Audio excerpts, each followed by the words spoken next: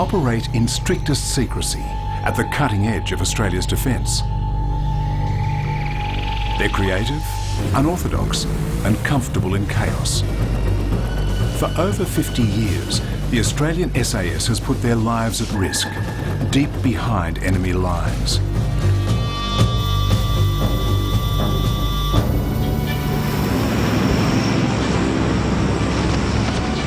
This is the only television history ever supported by this highly secretive regiment. We take you beyond the stereotypes to reveal the unexpected story of the real people who transformed SAS from the ugly duckling of the Australian Army into pride of place as Australia's force of choice.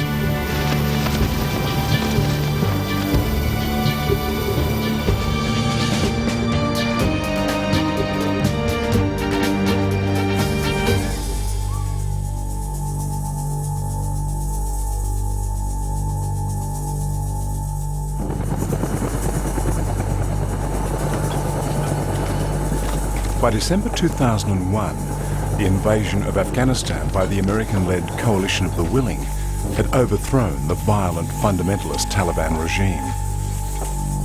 A traditional administrator, Hamid Karzai, elected president in 2004, was appointed. Most of the remaining Al-Qaeda and Taliban scattered east into the tribal communities in the Badlands along the Pakistani border. But not all Al-Qaeda and Taliban fled. Some rallied, determined to expel the invaders.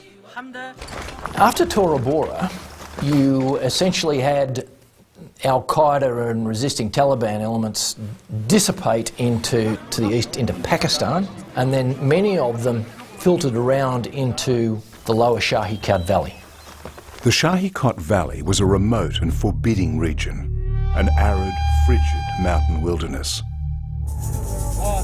The people in the four valley villages were pro-Taliban, far too hostile for effective hearts and minds operations.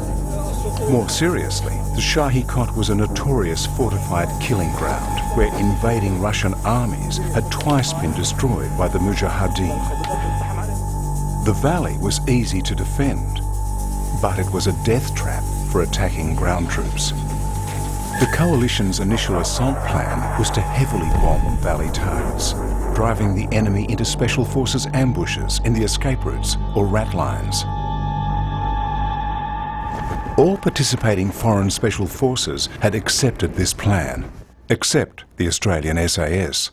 SAS could not accept the optimistic intelligence assessments of low enemy numbers in the Shahi Kot Valley, based only on aerial surveillance that had not been ground-truthed. So, in January 2002, Charlie Troop, 1 Squadron SAS, infiltrated the Shahi Kot Valley to assess enemy strength. We went in darkness into the valley. It snowed on and off all day, clouds coming over and dumping snow on us. We saw a lot of suspicious activity. The coalition aircraft were flying over the whole time, but when it became very cloudy, or when the aircraft disappeared for a short while, there'll be a flurry of activity, looking through the telescope and then taking photos of a Hilux type vehicle pulling up.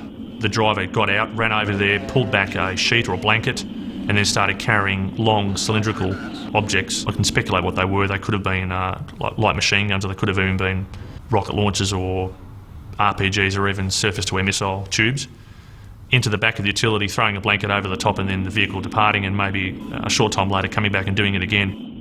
The Taliban were also fortifying the whale feature dominating the valley. We saw mules going up rocky sort of tracks or paths on the side of the mountain with boxes on their backs. But then Charlie Troop discovered an armoured vehicle, a combat indicator of major Taliban strength. This was a serious game changer. We reported that in, and immediately there was a change in the feeling over the radio. But US intelligence had not worked with the SAS and was not used to their highly detailed reports. What General Hagenbeck and General Harrell were absolutely amazed about was when I started handing over some of our patrol reports, and the detail of information, the locations, the description of the people, their clothing, their weapons, what they were doing, in some cases what they were saying. There was a bit of a pause, and then we had a message over the radio, and I remember the Patrol Commander Russell got out the map and said we have to move. He just wrote down a grid. They want us to move to another position. He got out and wrote the grid reference down and then got the map out. And he opened it up, and then he took the map out of the map cover and opened it up again. And then he opened the full map out, and they want us to move here, like 20 kilometres away, before last light. We got word that as we were withdrawing, the Americans were inserting another patrol into our location or close to our location. And we took that at the time as being, the Americans only really trusted the Americans. When we came back and Anaconda was presented to us again, the plan was completely different, and it's the plan that we know today. The American concept was very much one of hammer and anvil. 2 company groups of the 101st Airborne and 2 company groups of 10 Mountain Division would provide blocks to the valleys that led from the lower Shahi Valley to the upper Shahi Valley. And the attempt was to try and push Al-Qaeda forces, and particularly their VIPs, up one particular route where they could be interdicted and captured. The hammer would be the Afghan army attacking Objective Remington, CIA codename for bin Laden's suspected safe house in the village of Surkhan-Kel. You could say that there were 2 reasons for going in there. One was to bring Al-Qaeda and the resisting Taliban to battle, and the second was to capture Osama bin Laden. Now, the problems arose because the highest part of our AO, subsequently occupied by Sergeant Boulier's patrol, was around about 11,000 feet. So we're talking very high, very cold conditions. The new assault plan again raised doubts. The 10th Mountain guys that we were going into the valley with were all fired up. They were keen. However, some of the ones who were not going in, they were 10th Mountain, were acutely aware of some of the difficulties with the plan and mentioned that to me on the ground. The portion essentially that was briefed to me, I think, was quite conceptual, very big hands, small maps type. The conventional task verbs that concerned me, terms like block, which I suggested to the CO was not what SAS squadrons do. The intel that we were getting was that there were a large number of enemy fighters in the Shari-Kat Valley, landing right at the foothills of these enemy locations. Wasn't a prudent move. While SAS accepted the new plan, it had one condition. Now, 10 Mountain's original request was that we would go in with the Afghan forces with our vehicles and provide backbone to them. I was not interested in that. I was aware that this was potentially a very dangerous area to go into, particularly with vehicles, if one approached the AO via the routes that the Afghan forces were looking at taking. The SAS squadron would block the south exits.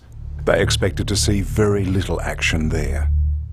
The biggest concern was that we were not aware of how many enemy forces were potentially in this valley.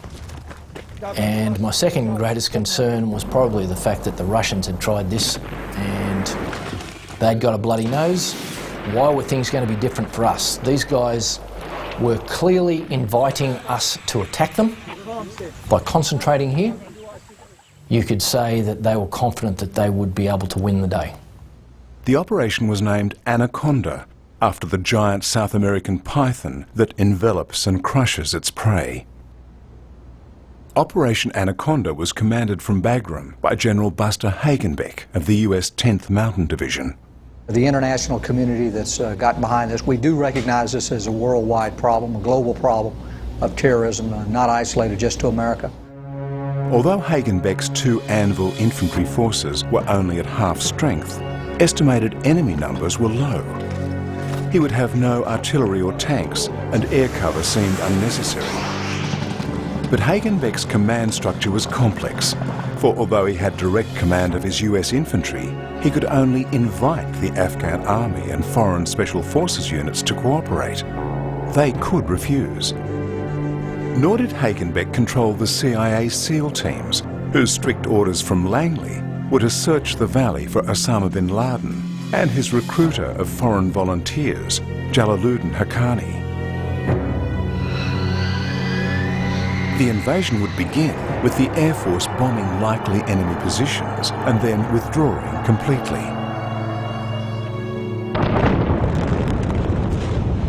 But on insertion, the 101st Rakkasans and 10th Mountain Troops would have to move uphill into their blocking positions in broad daylight, exposed to enemy fire from the valley floor and the Whale.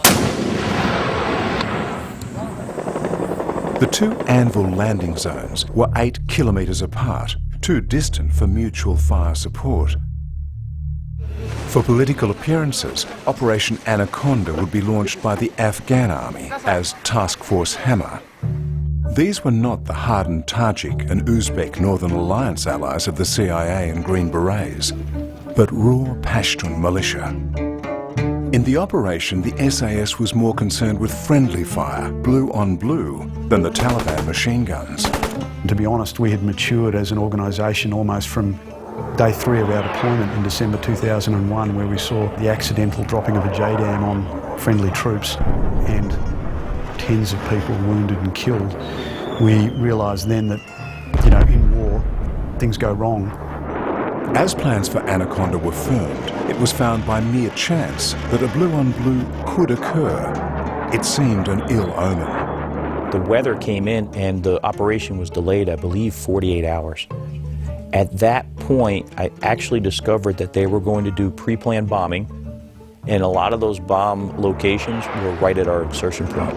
It was kind of just a disconnect. The left hand wasn't talking to the right hand. So luckily for us, that weather delay potentially saved our lives.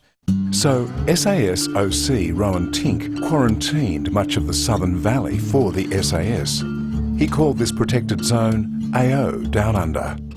My direction was that no bullet, bomb or any projectile was to be fired into that area by friendly forces or dropped into that area by friendly forces without my authority.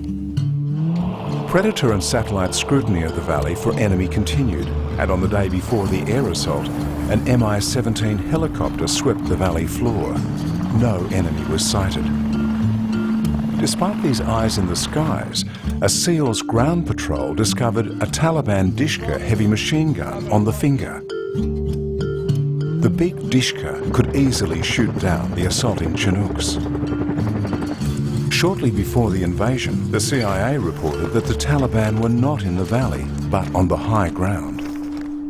Nevertheless, both air assaults would land on the low ground.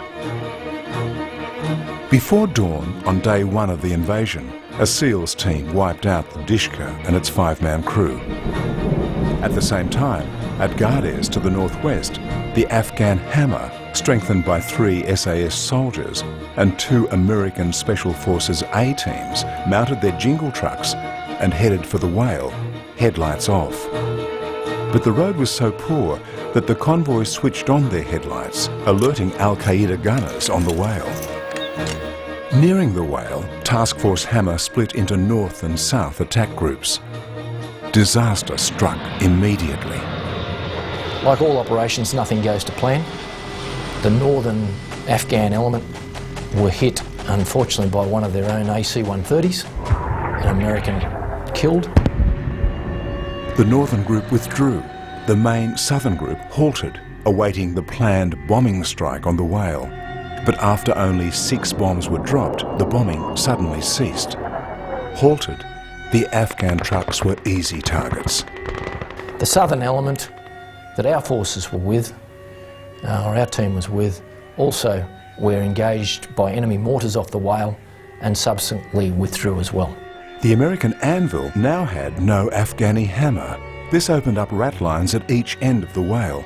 SAS Troop Bravo 2 was ordered to block the southwest exit. That effectively meant that we were there to stop people coming in and stop people going out. Not your typical SAS type of operation. Operation Anaconda, and particularly B Troop's involvement on it, was a very frustrating period for the lads. What they really wanted to do was get into the valley and go in and fight the Taliban one-on-one direct.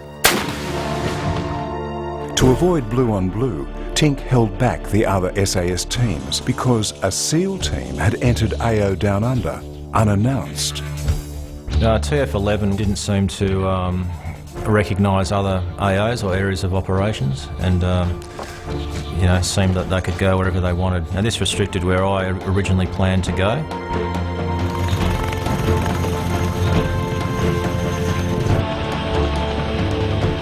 Despite the retreat of the Afghan Hammer, at Bagram at 8 a.m. on the 2nd of March, 5 Chinook transports and 2 Apache gunships launched the air assault into the Shahi Kot Valley. At the northern landing zone, the Rakkasans were soon pinned down by fierce enemy fire from the Whale and the valley floor and the steep heights above them. But on the southern landing zone, 10th Mountain was soon in even more serious trouble. So we've got off the Chinooks expecting to see some obvious indications that bombing had occurred. There was absolutely nothing. It was a pristine, could have been a ski resort, a beautiful silent mountain valley as soon as the Chinooks had taken off. Absolutely no indication, smell, scent, sight that any bombing had occurred prior to our insertion. You could see 2 villages, which were Marzak and Babakil.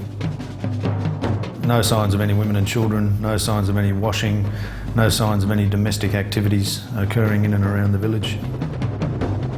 We learnt after Anaconda commenced that the women and children had been taken out of the valley about 2 weeks before we launched our attack. There was a combat indicator that there was an enemy force in the village. We'd walked forward 150, 200 metres, and the lead American section opened up on a group of men who were standing exposed on the western ridge. These guys were waving to us, holding up a sign of friendly forces, which is a fluoro marker panel. The lead section misinterpreted that for enemy forces, and then the rest of the section have engaged with some pretty heavy fire. We ran up and physically encouraged the Americans to disengage until we could establish the identity of these guys. It was a blue on blue. 10th Mountain had been firing on the CIA SEAL team, looking for high-value enemy targets in AO Down Under. We continued patrolling further northward along the valley when a flash came off the eastern foothills, about 250 metres away. It was an RPG had been fired.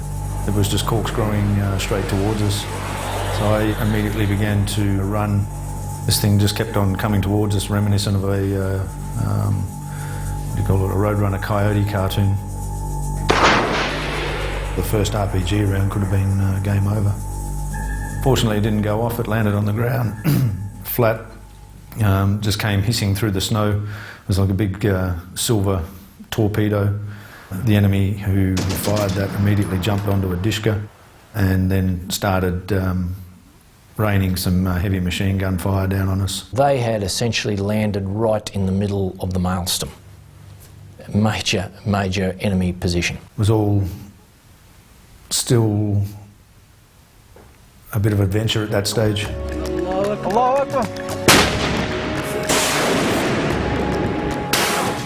Then we started getting some mortar fire coming in as well. We attempted to pinpoint their positions. Shortly after they landed on the ground, a heavy fog descended over the entire lower Shahi Kot Valley, and Predator was thereafter of no value to us, and it was pulled out of the battle space until the fog lifted many hours later on. Under murderous fire, SAS signallers Clint Palmer and Jock Wallace pulled the wounded into a shallow depression called Hell's Half Pipe. It was a re-entrant right in the middle of the valley floor, about 2 foot wide and about 1 foot deep, and then it had a couple of banks moving up to the east and to the west. Well, as it was, that was the only cover from direct fire. Clint and myself had commenced digging holes. He'd pinched an entrenching tool off one of the yanks, and I was digging it with a little SOG seal pup knife that I had, which was quite effective in the soft, gravelly earth of the re-entrant bed. But when the wounded would come in, Clint and myself would stick them in our holes, or by the end of the day we'd had to stick the wounded in our holes, and were effectively lying on top of the other wounded. There wasn't much room, it was pretty crowded in there.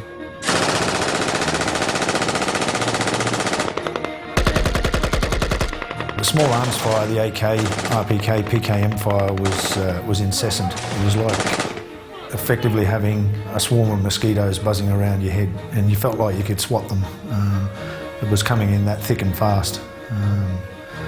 The larger rounds like the Dushkas, the small arms fire on top of that, it was literally distracting. I remember on several occasions I had to check myself and get a grip of myself and refocus and not be put off by the amount of noise. The number of wounded in Hell's Half-Pipe grew quickly, but amazingly, no one had been killed. We had some fine examples of leadership from the 10th Mountain non-commissioned officers. I had 4th Sergeant Major Frank Grippy. Grippy was just walking around fearlessly exposed to fire with bullets ripping in all around him, and would just casually ask you, how's it going, digger? Once the enemy had established themselves on the western ridge, we had ground assaults coming from the north, from Marzak, Baba Keel, and then they got a machine gun down in the southeast. We were in a pretty precarious position. If the half-pipe hadn't been there, the amount of fire that was getting poured into our position, we would have all been wiped out. I remember being on the top of the mountain, listening to Jock Wallace on the radio, and because the Americans' radios were either out in the open, where they'd been dumped on the initial contact when they got off the helicopter and were under such fire they couldn't recover their own radio, so he was actually passing on information. I think Bagram were acutely aware of exactly what was going on from my very first radio communication back to 1 Squadron headquarters. I said, we're in a bit of a shit fight here, and the word came back from the chook at the other end at Bagram. They wanted clarification on shit fight.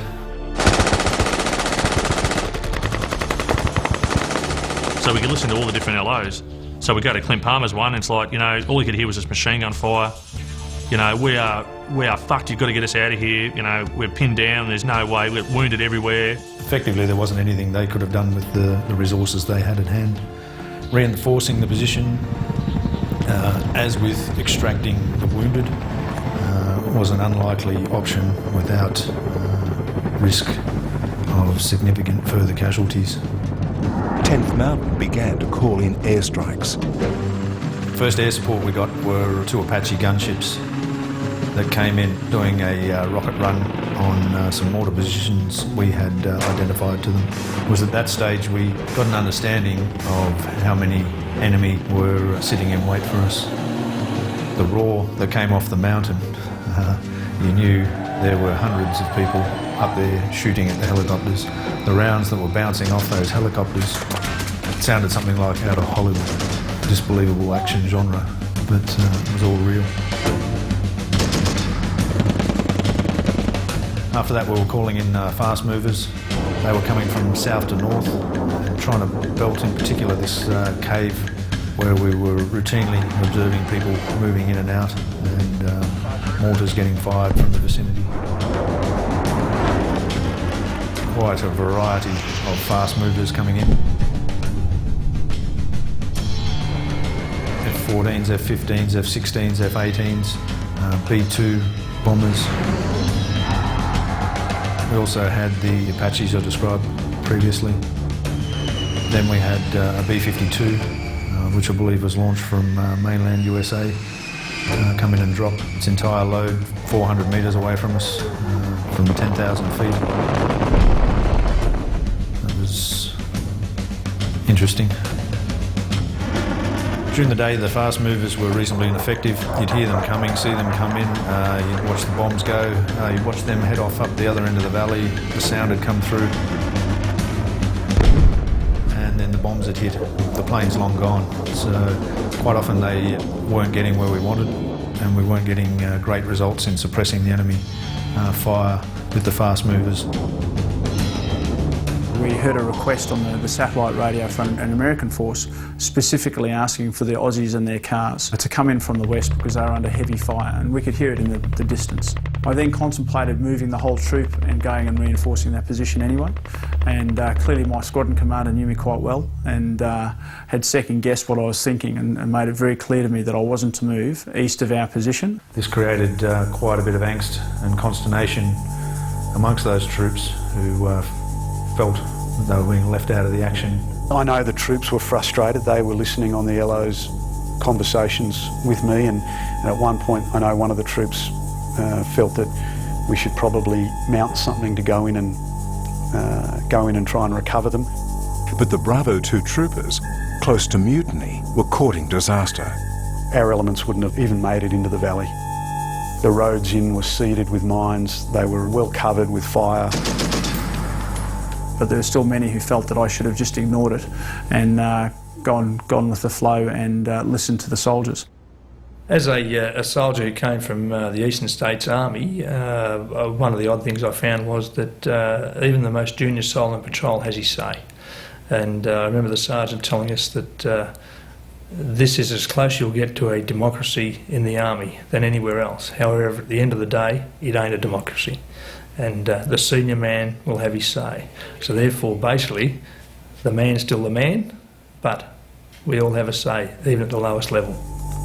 It was interesting that when I got back to Bagram Air Base that Major Dan came up to me and said, "Hey, any issues with your orders?" And I said, "No, you're the boss and those were the orders." He said, "Well, that's good because we had strong intelligence that suggested that had you gone east of your position, you would have hit a lot of tank mines surrounded by covering fire from Al-Qaeda, and you might have won a VC, but it would have been posthumous." At Hell's Half Pipe, the Taliban attacked repeatedly, trying to annihilate the 10th Mountain Troops. These guys were not your basic ground-level village people with guns. These were the trainers. These guys were senior Al-Qaeda and Taliban seasoned fighters. They wanted to overrun our position and kill us. It was quite simple. They wanted a victory. They wanted to send a clear, concise message to the coalition of the willing. You come in here and mess with us, we're going to do you over. Towards the end of the day, we had an AC-130 Spectre gunship come in before last light. This was a crucial part of the battle where we just fought off quite a large ground assault coming out of Marzak and Bubba. The enemy had initiated that with a volley of about 5 RPGs fired from the eastern ridgeline, and then engaged with a significant force from the western ridgeline.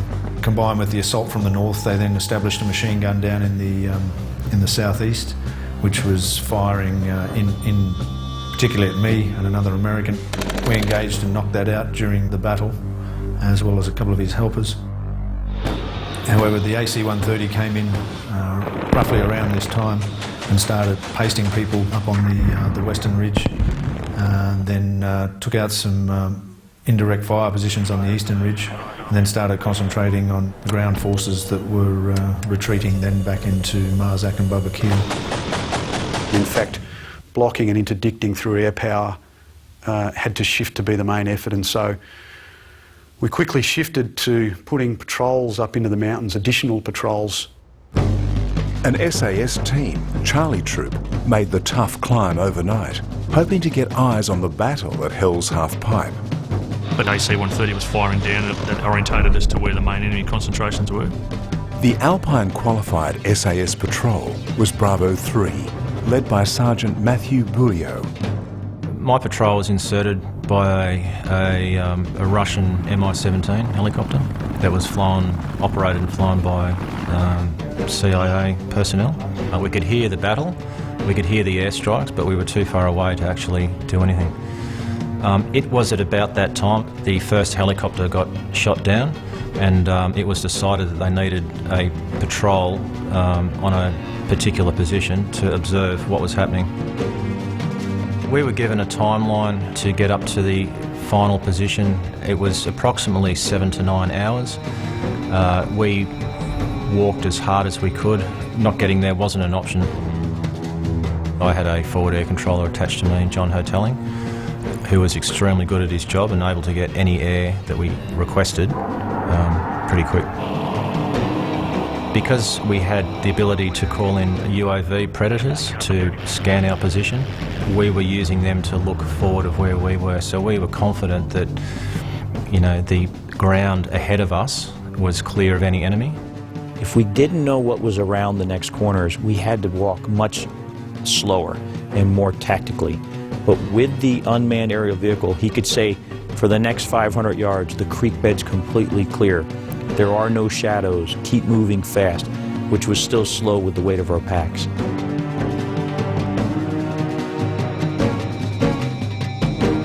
At dusk on day one, evacuation under fire of the Hell's Half-Pipe wounded began.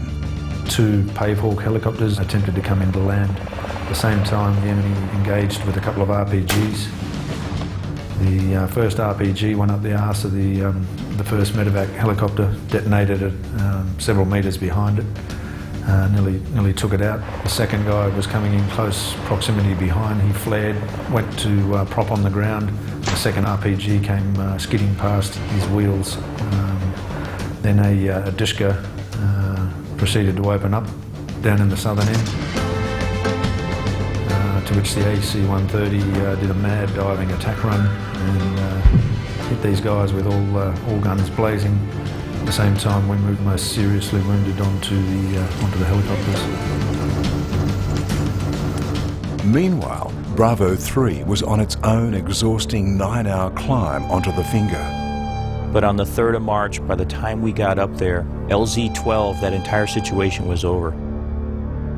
But their arduous climb won an unexpected tactical gain. And it was incredible. We could see the entire Sowicat Valley at that point. We just had an entire arena in front of us of enemy positions.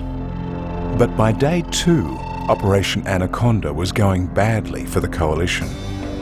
The Afghan hammer had retreated and objective Remington remained untouched. The SEALs had not found bin Laden. There were no 10th Mountain blocking forces at Hell's Half-Pipe. To the northeast, the Rakkasans, slowed by mortars and machine guns, had not reached their rat line blocking positions. And ominously, Al-Qaeda and the Taliban were not fleeing towards the rat lines, as they had at Tora Bora. They sensed victory. They didn't run, they stayed and they fought. So a lot of the special forces, coalition special forces that were in these positions in the mountains, effectively weren't really doing a lot.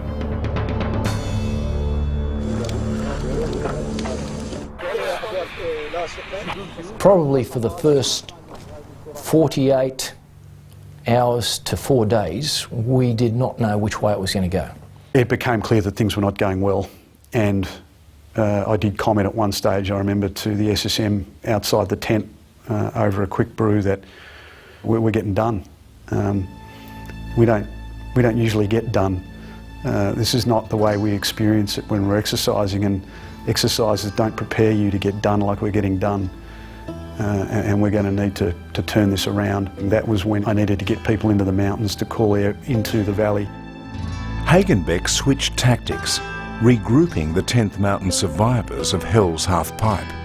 The decision was then made to subsequently reinsert that company group into the north where the other 3 company groups were, and to then try and clear the valley north to south towards us, the Australians. This was a dramatic change of plan.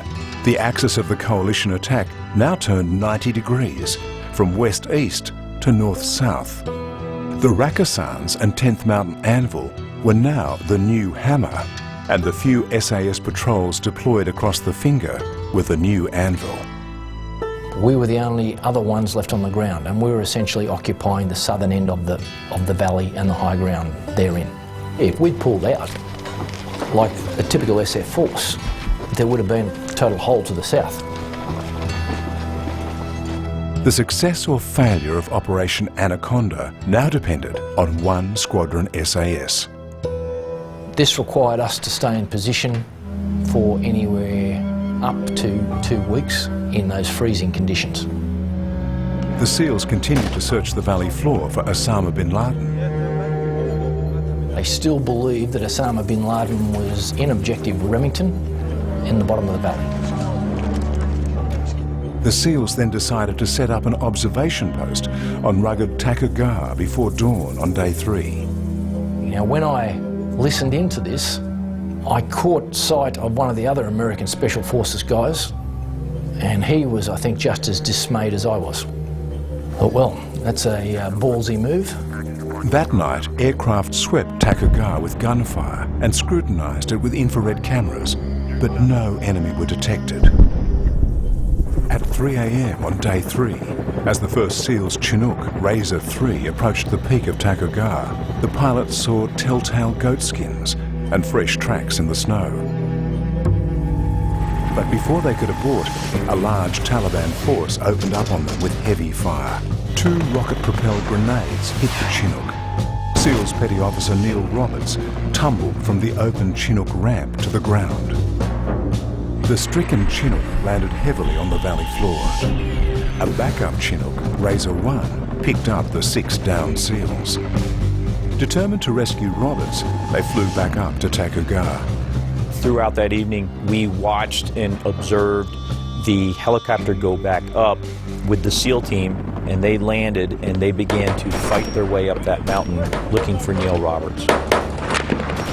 We could also see the enemy in a higher position, engaging that area. We called in what was in the air at the time. As you can imagine, getting a pre-planned mission, so going through the chaos and asking for the perfect aircraft to come in at the right time would have been too late. What we did have available was some fast air, some fast Navy jets. The combat controller, who was a friend of mine by the name of John Chapman, he was killed in that battle as he was charging a machine gun nest. The other 4 or 5 SEALs became under withering fire. It was like a beehive of enemy fighters, and they started to just do an escape and evade off the side of the mountain. Meanwhile, at Bagram, a quick reaction force of 25 US Army Rangers took off for Takur in 2 Chinooks, but a radio frequency change meant the Rangers could not be warned of the enemy ambush awaiting them on Takur. Worse, the protective AC-130 Spectre gunship was called away to another task. As the first Chinook approached Takur, the Taliban opened up on it. An RPG destroyed an engine, and its door gunner was shot dead. They landed right on top of the enemy, and that helicopter was shot down completely, and it was shot right there and made a hard landing right on top of Takur. As Taliban fire riddled the crashed Chinook, the Rangers fought back fiercely. We could actually see silhouetted enemy with heavy machine guns engaging the Americans. We called in an airstrike on their position. Their position was missed by this bomb by about 50 metres, and just gave a correction of add 50 metres to whatever you just did, and the bomb hit the individual right where he was standing. The second Chinook landed 10 Rangers 2,000 feet below the battle. Under mortar fire, the Rangers climbed the steep slope for 2 hours in the snow and thin, frigid air. Attacking uphill, they wiped out the Taliban and captured the peak. But by now, hundreds of Taliban were moving up to the battle. Gabe Brown was the JTAC on the helicopter that was shot down. He was fighting for his life. He was bringing in bombs almost right on top of his position. As the battle unfolded up there, some of the guys on Bravo 3 began to spot enemy movement coming up the mountainside. It was almost like ants on an anthill. I had called Gabe Brown and I said, Gabe, anything that's beyond 800 meters, how about let me take care of them for you? He gladly gave me that outer ring to take care of. During the Roberts Ridge engagement period, we had up to probably 100 other engagements in and around that particular position. So we had no preconceived ideas of what we were really going to do. The battle, from our perspective, really just sort of fell into our lap. I found bombers that were available and a few fighters. Some of those aircraft were the B-52 bombers. They're 45 or 50 years old, but they're armed with some of the most advanced weaponry that we have today. F-15s and F-16s, they were doing old-fashioned strafing runs with their machine guns to help suppress the enemy fire. As the day wore on, we were taking them out, as they were trying to go up. Their morale was very low because we were just using the 2,000-pound JDAM bombs and the 500-pound JDAM bombs. What we could see was their effort of reinforcement had completely slowed down.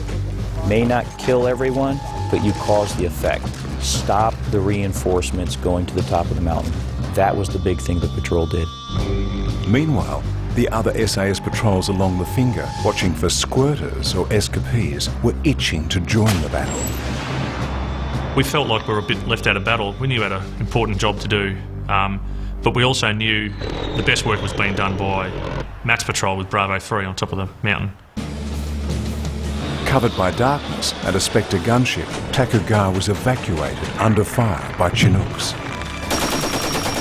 The fierce gunfight on Takugar is now known as the Battle of Roberts Ridge. With Operation Anaconda failing, Bravo 3 atop the finger now took stock.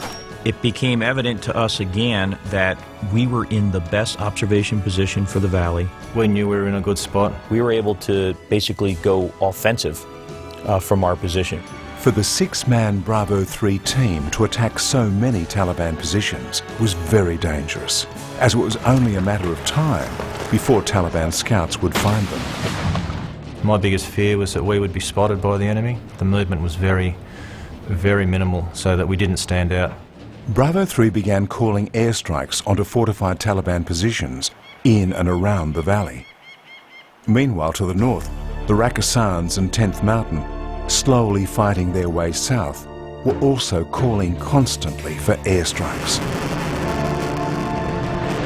As you go through the radio channels and listen to the other conversations, you could hear, Ford air controllers just down with the rifle companies, Americans, quite panicking, their voices quite anxious, trying to get airstrikes in for their particular action. And of course, there's only so much room in the airspace for one aircraft at a time, really. But the hundreds of Taliban caves and bunkers were tiny targets, very hard to hit from the air. Bravo 3 plotted their positions for airstrikes. Bombers attacked these caves with thermobaric bombs, sending lethal shockwaves deep underground. But even these often missed a direct hit. Even satellite-guided JDAMs could miss, or might hit only a single small target, such as a rocket launcher or a 2-man recoilless rifle. Fighting a dispersed and nimble enemy by airstrike was proving slow and frustrating. Bravo 3 patrol leader Sergeant Bouillot pondered the problem. Our team leader, Matt, had incredible tactical cunning. Matt began to have an aha moment. He all of a sudden began to realize and shape the picture of the battle space through the enemy's eyes. He began to realize that if I was the enemy, this is where I would be reinforcing, this is where I would have my mortar positions, this is how I would run my supply lines. I was able to task the Predator to look at those areas. And as the Predator was moving around and looking at those areas, lo and behold, there was the enemy. The mortar positions were tents, they were trucks carrying ammunition, they were encampments of the enemy, and most of these were along creek beds. When the gunships checked in at night, inevitably they would find something there, report back to us what they see. We would give them a clear hot, which means that they could engage. We are clear to engage. Fire. We began in the non-stop 24-hour kill cycles, engaging the enemy with close air support. It was relentless, and it was instant. The minute we would discover a target, we would engage it. During the battle, it became apparent that a lot of the B-52 strikes were wasted on probably missions that didn't need to be conducted, so we requested through the KOC that we get control of the B-52s, which we did, and had airstrikes conducted in an area where I thought the enemy would be affected to a greater extent. We utilized the A-10s. There was 2 A-10s. And then as the Predator would find a new target, I'd roll the A-10 on that target, and the gunship would continue firing on that one. And then the Predator would find another target, and then I would move the C-130, the AC-130, to that target. We leapfrogged. Many nights we had 4 gunships, you know, back to back. One would turn up full and go home, and the Americans call it Winchester. When they're Winchester, they've run out of all ammunition, so they would check in full and go home Winchester, 4 of them in a night. That happened for a lot of nights. North Winchester on 30 millimeter, gun fuse limited 30 remaining, over. Bravo 3's around-the-clock airstrikes began to turn the battle. But on day 5, electronic surveillance detected a sharp rise in mobile telephone traffic along the Pakistan-Afghanistan border. Al-Qaeda were appealing urgently for reinforcements. Hundreds of Arabs, Uzbeks and Chechens trekked through the long tunnels and mountain ratlines of the Hindu Kush into caves and firing positions across the battle space. But as the battle continued, Bravo 3 was suddenly stood down.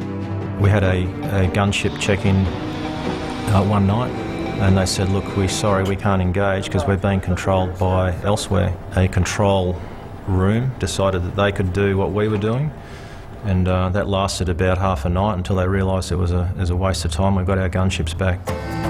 On day 4, an SAS team that had studied old Soviet battle reports found an enemy bunker of the Islamic Movement of Uzbekistan, the IMU, near Hell's Half Pipe.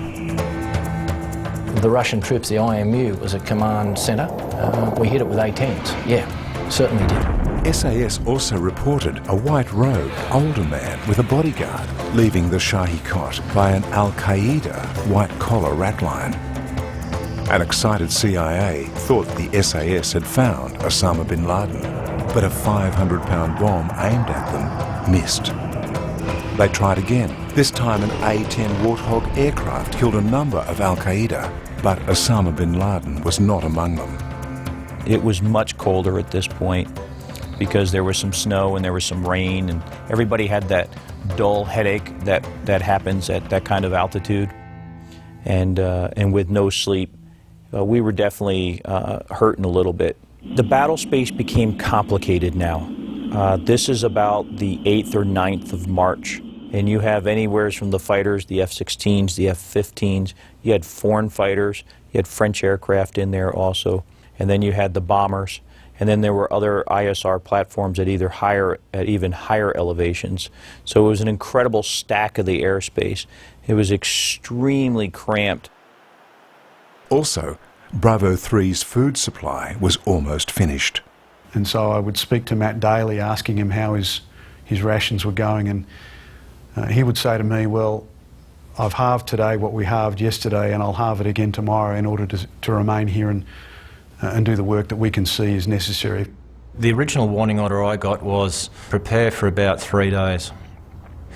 We packed for 5 days, and it went for about, I think, from about 10 to 12 days. So we ran out of food, and my patrol, as I said to them, look, you know, if we run out of food and water, in my mind, that's not an issue. You know, as soon as we stop doing what we're doing, we have the potential to put more American lives at risk. My only concern was running out of batteries, because without batteries your radios don't work, and without the radios we couldn't talk to the aircraft. But there was no way, as long as we could talk to aircraft, we were moving. On about day 8, the reinforced Rakhisans, slowly fighting their way south, were again halted by the Taliban. They went to ground. They were ambushed. We discovered a Dishka machine gun position on Roberts Ridge, pointing straight down the valley onto the conventional force. There was a sniper position about 150 yards south of that. That sniper was starting to take out the conventional forces. The friendly forces couldn't see the sniper position. We knew exactly where he was at. Just as this was happening, a B-52 was coming into the airspace. He was able to change the coordinates on one of the bombs while in flight 3 minutes out. So he dropped 2 bombs onto the Dishka position, and he dropped an airburst bomb right over the sniper position, and the entire situation was taken care of. The Taliban, aware that their locations were being spotted, scoured the ridges for enemy observation posts. Every day you didn't know if you were going to survive it, because at some point we were going to be compromised potentially.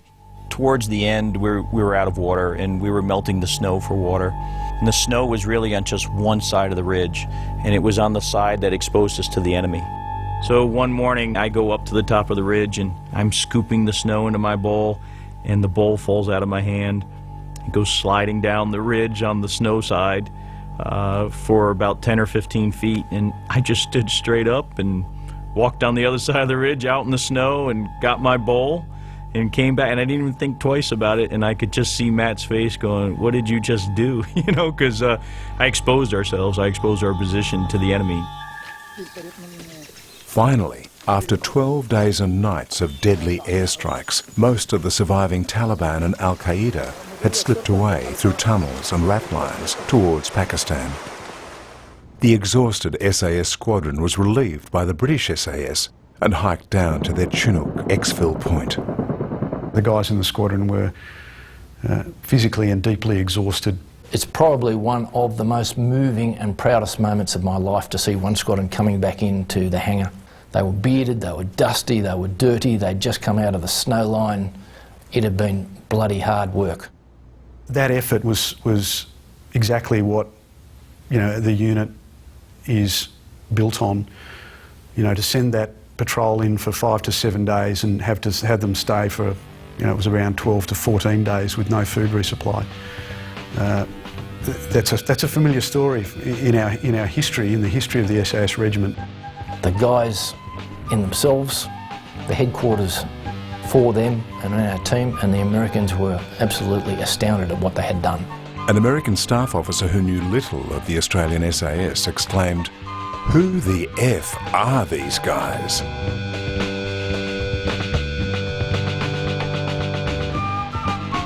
A week ago I was sitting down with a Dutch Special Forces guy who's just come back from Afghanistan, working with the Australians, and he basically said, he goes, "Where have you guys been hiding?" It's like the biggest surprise in Europe, the Australian Special Forces. Didn't even know us, didn't even know we existed. There was no doubt in our minds that we would happily storm hell with the SEALs and the Australian SAS.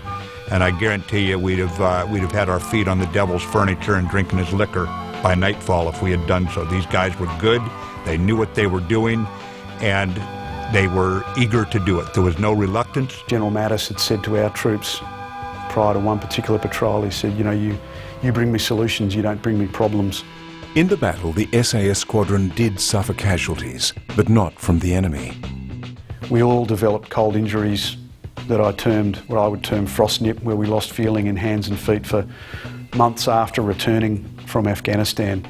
And really, it was not because there was any lack of funding or priority. It was because we were learning along the way, and really the gear that we had then was not going to cut it for minus 18 degrees.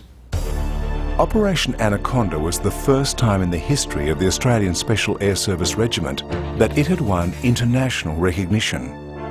The significance of our role in Op Anaconda, I wouldn't overstate it, in that there were a lot of coalition troops in that valley taking a lot more risk potentially than we were taking, given the role that we had. However, we were pivotal at key periods of time, and you can't underestimate the impact that 1 or 2 patrols had sitting in those mountains. We knew we did something historical, but we didn't know to what significance. In fact, Bravo 3 had devastated hundreds of hardy, confident Al-Qaeda and Taliban fighters, turning a certain coalition defeat into ultimate victory.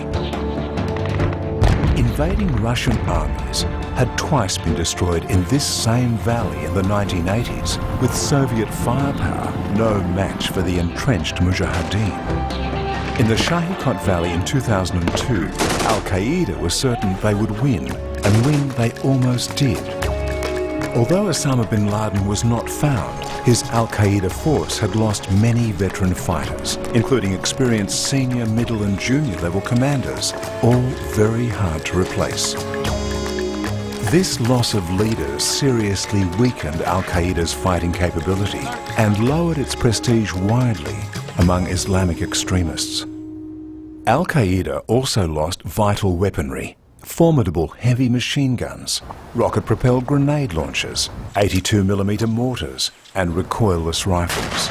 This massive battle, this hunting down of this figurehead of Al-Qaeda, especially after such a monumental attack on America.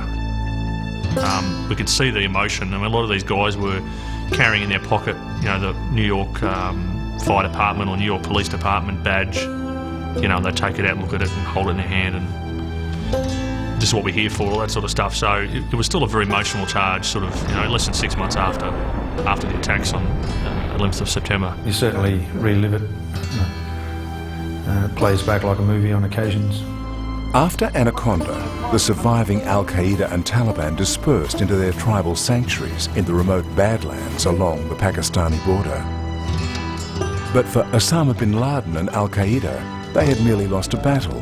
They would rest, regroup and recruit, and the war against the infidels and the Crusaders would continue, forever, if necessary. With the Taliban and Al-Qaeda apparently defeated, America quickly lost interest in Afghanistan. Osama bin Laden virtually vanished from the international news media overnight, and military and civilian aid teams began to rebuild Afghanistan's infrastructure. With the US pulling out of Afghanistan in late 2002, the Australian forces came home.